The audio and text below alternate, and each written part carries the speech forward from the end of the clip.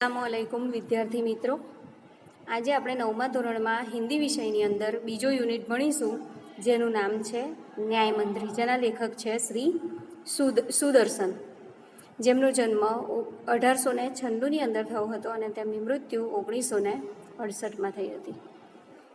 હવે આપણે એમનો પરિચય મેળવીએ તો શ્રી सुदर्शन का मूल वास्तविक नाम बद्रीनाथ शर्मा था।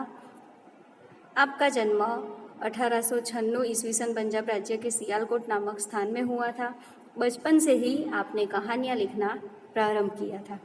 હવે આપણે જોઈએ તો જે આ લેખક છે શ્રી સુદર્શનજી, એમનું મૂળ નામ બદ્રીનાથ શર્મા હતું અને એમનો જન્મ જે રીતે મેં કહું એ રીતે 1896ની અંદર થયો અને તેમની મૃત્યુ 1968માં થઈ હતી અને એમનો જન્મ પંજાબ રાજ્યના સિયાલકોટ નામના સ્થાનમાં થયો હતો અને નાનપણથી જ તેમણે વાર્તાઓ લખવાનું શરૂ કરી દીધું હતું। पुष्पलता, सुप्रभात, परिवर्तन, पनघट, नगीना आदि आपके सुप्रसिद्ध कहानी संग्रह है। आपका एकमात्र उपन्यास है भागवंती।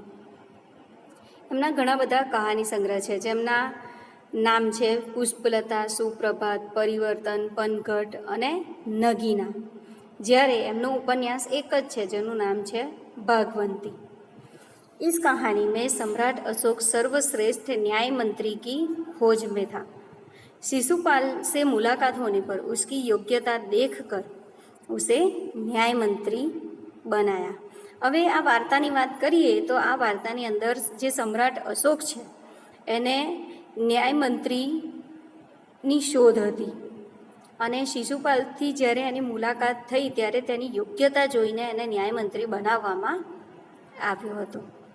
ન્યાય ન રાજા દેખતા હે ના રંક। ન્યાય ક્યારે રાજા નથી જોતો કે ના રંક જુએ છે, એટલે કે અમીર ગરીબનો તફાવત ન્યાયમાં જોવામાં આવતો નથી।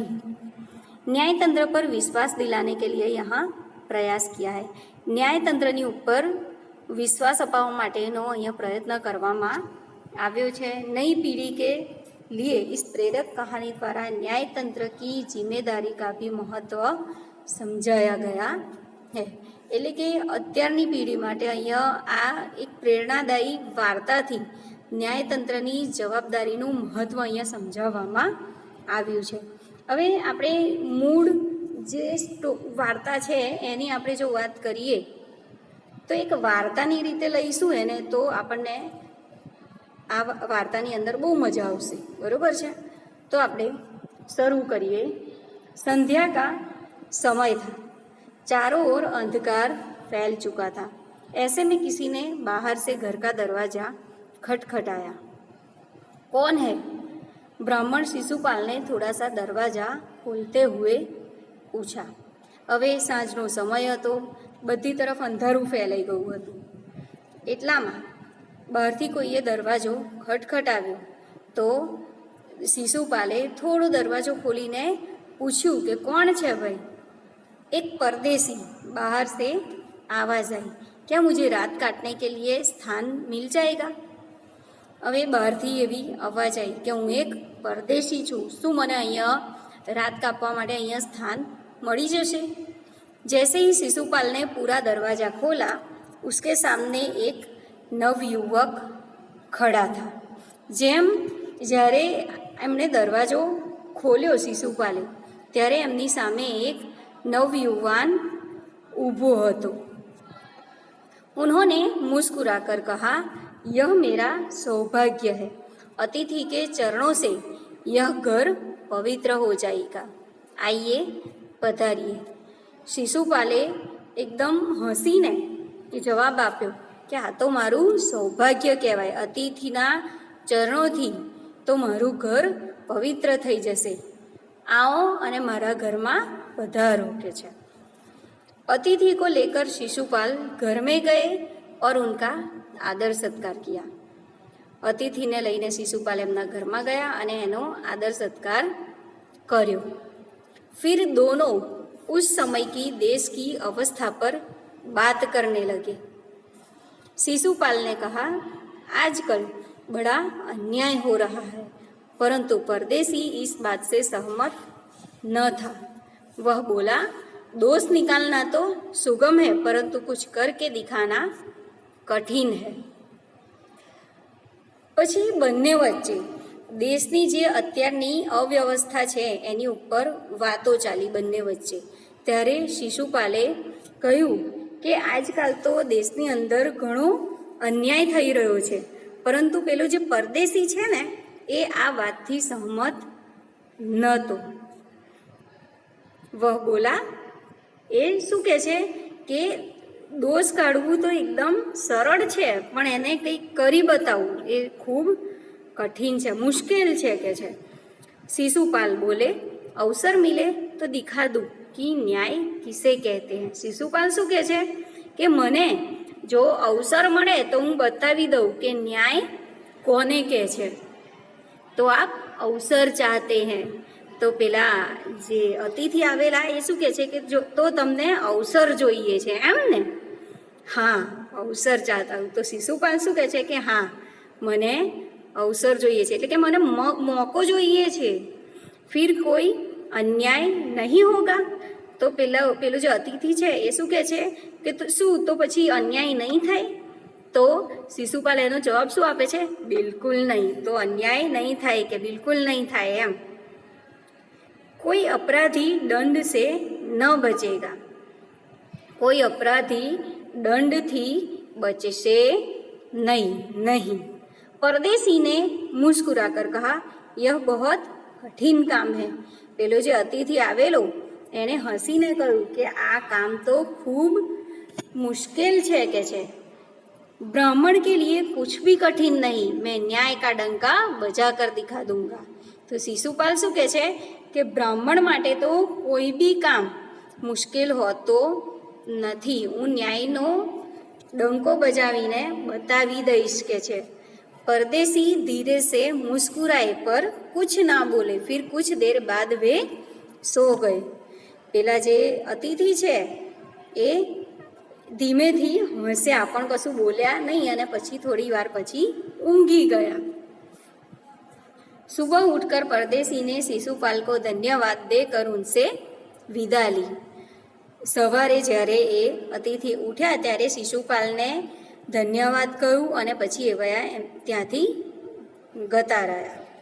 कुछ दिनों बाद शिशुपाल के घर कुछ सिपाही आए और उन्हें दरबार में चलने के लिए कहा।